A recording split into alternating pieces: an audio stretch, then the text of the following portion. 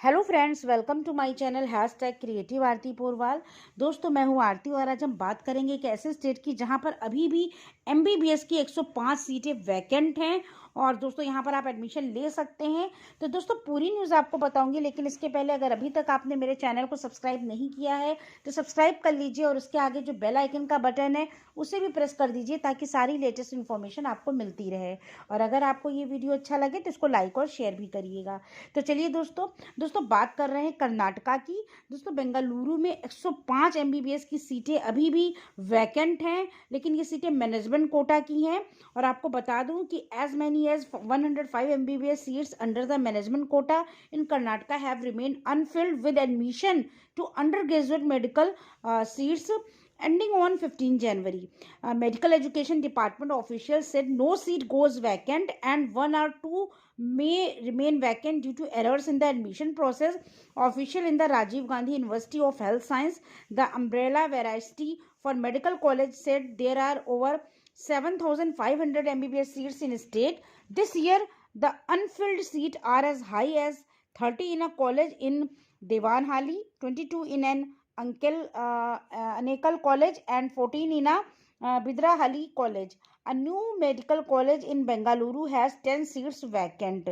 तो दोस्तों कुल मिलाकर इस तरह से 105 सीटें वैकेंट हैं। RGUHS Vice Chancellor Dr. S.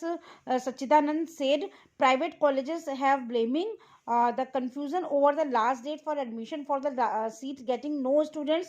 The last date was announced as 31 December and it was extended to 15 January.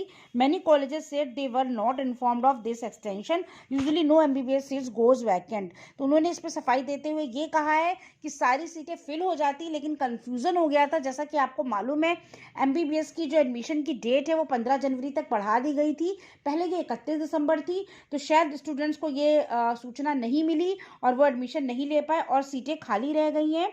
A principal of medical college in Bengaluru said the unfilled seats that were to be converted into management seats are return by Karnataka. अब उन्होंने ये seats जो है management quota में convert करके कर्नाटका में डाल दी हैं। तो examination authority on 13 January, there are very little time for us to fill them as January 14 was a holiday. It is the first time that seats are going vacant.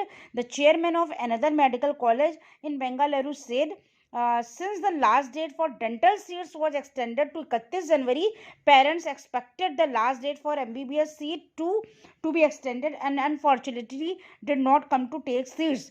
The college has 14 seats unclaimed.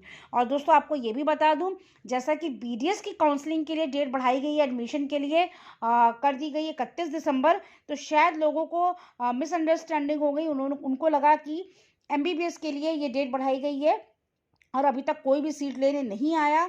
और unfortunately 14 seats जो है unclaimed है अभी भी college में।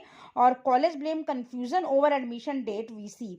और the management seats include other quota seat like NRI which are handed over to the management after they remain unfilled. तो अब ये जो सीट है मैनेजमेंट कोटा में जो है डाल दी गई है। और अब ये कैसे फिल होंगी, इनको शायद डेट वाइज 31 जनवरी तक फिल कर लिया जाए बीडीएस की काउंसलिंग के साथ ही साथ।